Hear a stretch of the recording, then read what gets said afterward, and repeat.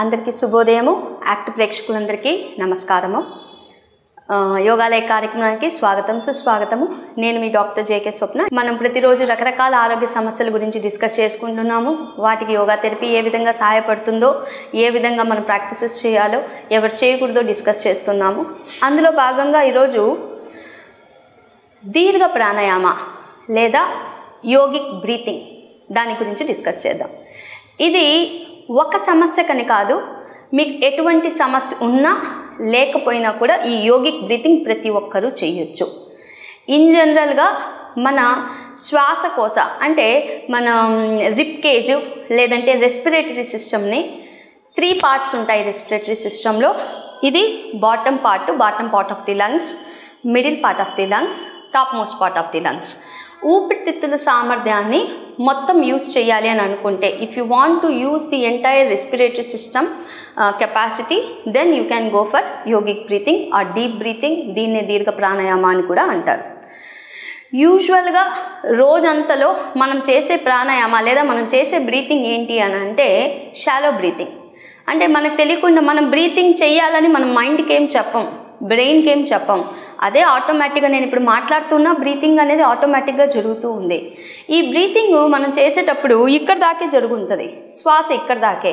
అదే మనం మనసు పెట్టి, నేను మీతో చెప్పాను అనుకోండి, మనసు పెట్టి దీర్ఘంగా శ్వాస తీసుకోండి, ఊపిరితిత్తుల నిండా గాలి నింపండి, పొట్ట నింపండి అని అంటే అప్పుడు ఎక్కువగా తీసుకుంటున్నారు. అంటే నేను మీకు ఒక కమాండ్ ఇస్తే మీరు ఆ కమాండ్ని అర్థం చేసుకొని ఆ కమాండ్ని మీరు మీ బ్రెయిన్కి ఇచ్చినప్పుడు ఆ బ్రెయిన్ స్టమక్కి లంగ్స్కి పని అప్పచెప్పినప్పుడు అది జరుగుతుంది. అంటే స్టెప్ బై స్టెప్, అంటే ఒక కమాండ్ ఇస్తేనే చేస్తూ ఉన్నారు. సో షాలో బ్రీతింగ్కి అలవాటు పడిపోయాము. షాలో బ్రీతింగ్ వల్ల ఏమవుతుంది అని అంటే మనం లంగ్స్ మొత్తం కెపాసిటీని యూజ్ చేయలేకుండా ఉన్నాము. సో లంగ్ కెపాసిటీని ఎక్కువగా యూజ్ చేయట్లేదంటే ఆక్సిజన్ ఎక్కువగా తీసుకోవట్లేదు. ఎప్పుడైతే మనం ఆక్సిజన్ ఎక్కువ తీసుకుంటామో శరీరంలోని ప్రతి కణానికి, ప్రతి ఒక్క సెల్కి ఆక్సిజన్ సప్లై అనేది జరుగుతుంది. మనం ఆక్సిజన్ ఎక్కువ తీసుకోలేదనుకోండి, బ్లడ్ సర్క్యులేషన్ అనేది సరిగ్గా జరగదు. బ్లడ్ సర్క్యులేషన్ సరిగ్గా జరగకపోతే మనకి ఏదైతే మార్బిడ్ కంటెంట్ అని అంటే టాక్సిన్స్, సెల్స్ ఏవైతే పాడైపోయి ఉన్నాయో, ప్రతిరోజు వందలాది సెల్స్ పుడుతుంటాయి, చనిపోతూ ఉంటాయి మన శరీరంలో. అలా చనిపోయిన సెల్స్ బయటికి వెళ్ళిపోయి అలా చెత్త అంతా మన బాడీలో ఉండకూడదు, ఎప్పటికప్పుడు క్లీన్ అవుతూ ఉండాలి.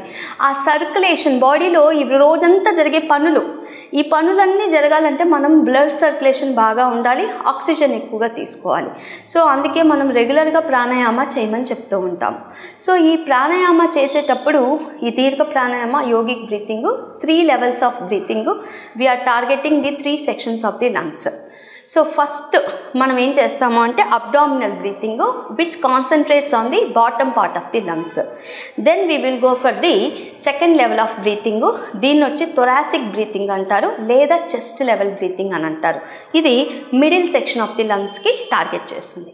Then we will come to the clavicular breathing. clavicular breathing అని అంటే మన కాలర్ బోన్స్, షోల్డర్స్ ఈ ఏరియాని టార్గెట్ చేస్తుంది. 3 levels of breathing. ఇవి 3 ముందుగా 5 రౌండ్స్ విడివిడిగా చెప్తాను. 3 కంబైన్ చేస్తూ ఎలా చేయొచ్చో కూడా చెప్తాను. ఇది రెగ్యులర్గా ప్రతి ఒక్కరూ చేయొచ్చు, చెయ్యకూడని వాళ్ళు అంటూ ఏమీ లేదు. సో ఎలా చేయాలో చూద్దాము. First one is the abdominal breathing or the diaphragmatic breathing. So మీ కుడి చేయిని పొట్ట మీద ఉంచండి, ఎడమ చేయి చక్కగా తొడ మీద ఉంచేసుకోండి. కింద కూర్చోలేని వాళ్ళు కుర్చీ మీద కూర్చొని చేసుకోవచ్చు, వీపుని మాత్రం నిటారుగా ఉంచండి. సో ఇన్ అబ్డామినల్ బ్రీతింగ్ మీ కుడి చేయి పొట్ట మీద పెట్టాక శ్వాస తీసుకుంటూ పొట్టని ఒక బెలూన్ మాదిరి అనుకొని బాగా ఉబ్బించాలి. అంటే బెలూన్లో గాలి నింపాలి. ఆటోమేటిక్గా మీ చెయ్యి ముందుకు రావాలి. So your hand will be pushed outside, pushed forward. Exhale, slowly pull your abdomen inside. చాలా సింపుల్ ఇన్స్ట్రక్షన్ అండి. శ్వాస తీసుకుంటూ పొట్ట నింపుతున్నాము. పొట్టను ఒక కుండ మాదిరిగా అనుకోండి. కుండలో నీళ్ళు ఎలా నింపుతామో అలా మనము ఆ పొట్టలో శ్వాస నింపుతున్నాము, గాలిని నింపుతున్నాము. గాలి నింపినప్పుడు బెలూన్ ముందుకు ఎలా వస్తుందో పొట్ట ముందుకు రావాలి. నెమ్మదిగా గాలి వదులుతుండేటప్పుడు పొట్టను లోపలికి తీసుకోవాలి. సో ఆటోమేటిక్గా మీ చెయ్యి అనేది లోపలికి వెళ్తుంది. Inhale very slowly, fill your abdomen. Exhale, pull your abdomen inside. Inhale, push your abdomen, fill your abdomen. Exhale, pull your abdomen inside. Idi stomach breathing or abdomen breathing or belly breathing, which is helpful to fill the bottom section of the lungs. ఈ బ్రీతింగ్ని ముద్రతో కూడా చేయొచ్చు. చెయ్యి ఎందుకు పెట్టానంటే మీకు తెలియడానికి, శ్వాస తీసుకుంటే పొట్ట ముందుకు రావాలి అనే మీ సెన్సేషన్ మీకు తెలియడానికి చెయ్యి పెట్టాను. ఇన్ జనరల్గా అయితే చిన్ ముద్ర ఇలా పెట్టుకొని చేయాలి ఈ బ్రీతింగ్. ఏది? Abdominal breathing. ఫస్ట్ లెవెల్ అయిపోయింది, ఫస్ట్ పార్ట్ అయిపోయింది. Second part, now concentrating on your chest. ఇది మీరు చేతులు ఇలా పెట్టేసుకోండి షోల్డర్స్ మీద, ఇలా అయినా పెట్టొచ్చు, లేదా రెండు చేతులు కరెక్ట్ మీ రిప్ కేజ్ అంటే ఇది. సో మీ రిప్ కేజ్ ఏదైతే ఉందో చెస్ట్ లెవెల్కి ఇలా అయినా చేతులు పెట్టొచ్చు, లేదా ఇలా పెట్టుకోవచ్చు.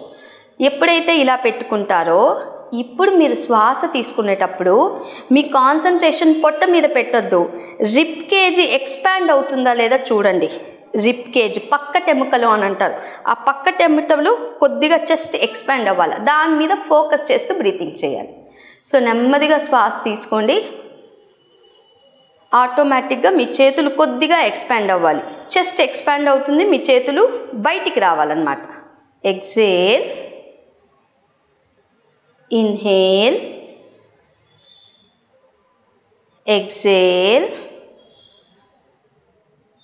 inhale, exhale, inhale, exhale. ఇది కూడా చూపిస్తాను, ఇలా కూడా చేసుకోవచ్చు మీరు. ఇన్హేల్, ఎక్సేల్, ఇన్హేల్, ఎక్సేల్,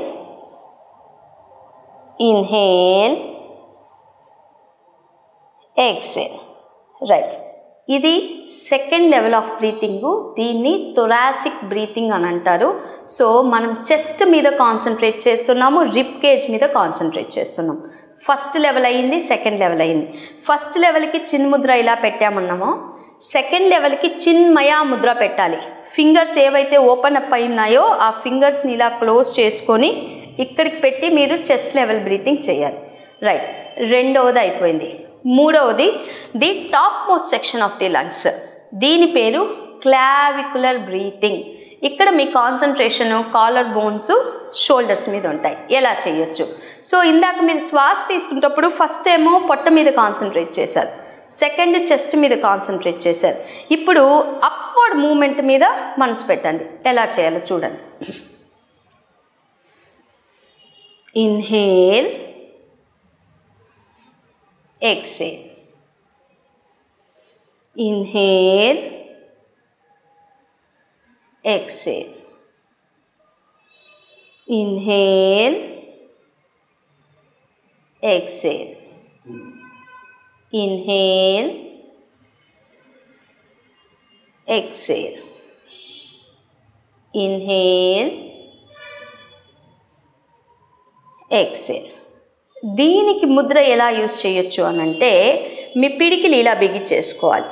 పిడికిలు బిగించాక మీ రూట్ ఆఫ్ ది థై దగ్గర పెట్టాలి ఫింగర్స్. ఇలా పిడికిలు ఇలా బిగించి కూడా ఈ బ్రీతింగ్ని చేయొచ్చు, క్లావికులర్ బ్రీతింగ్. ఇప్పుడు మీకు ఇంకా చక్కగా తెలుస్తుంది చూడండి. నేను శ్వాస తీసుకుంటూ అప్పర్ లంగ్స్ మీద ఎలా కాన్సన్ట్రేట్ చేస్తున్నాను. Inhale, exhale, inhale, exhale, inhale, exhale. So 3 రకాల బ్రీతింగ్ టెక్నిక్స్ చూశారు. మూడిటి వల్ల అడ్వాంటేజెస్ చూద్దాం. ఈ మూడిట్లో the most useful breathing technique is the abdominal breathing. Abdominal బ్రీతింగ్లో ఎక్కువ శ్వాస తీసుకోవడానికి హెల్ప్ అవుతుంది.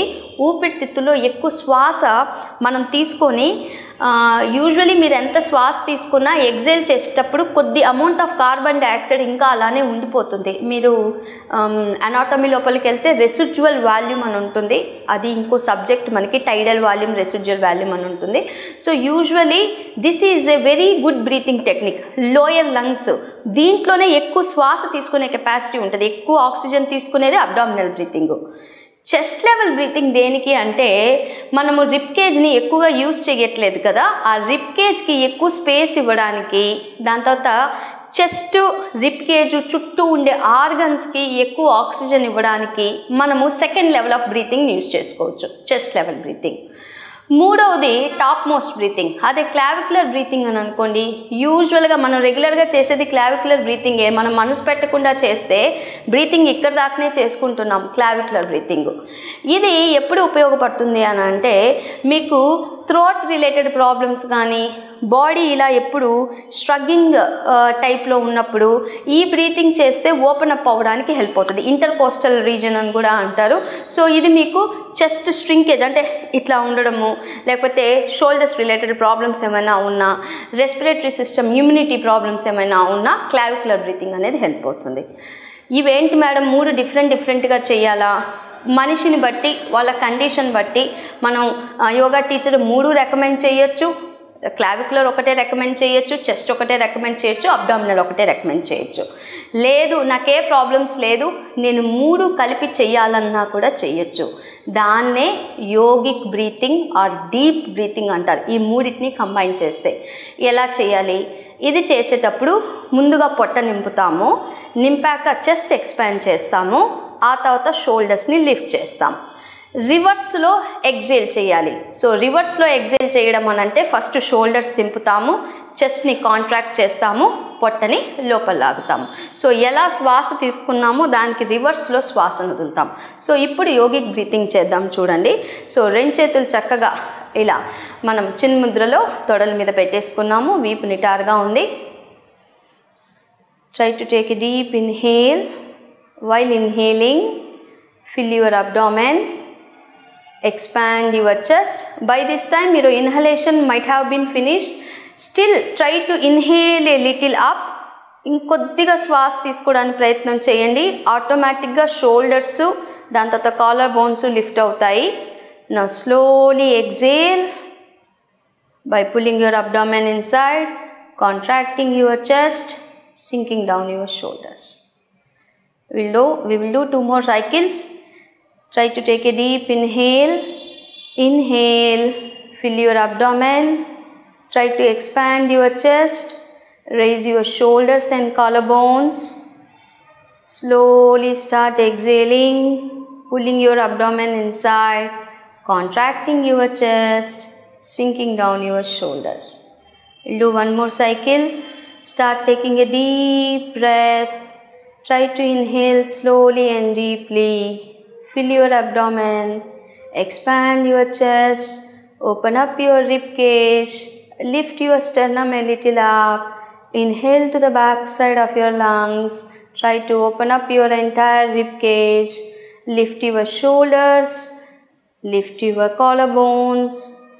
Slowly exhale, pulling your abdomen inside, contracting your chest, sinking down your shoulders. ఇది ఇప్పుడు మనం చేసింది యోగిక్ బ్రీతింగ్, డీప్ బ్రీతింగ్.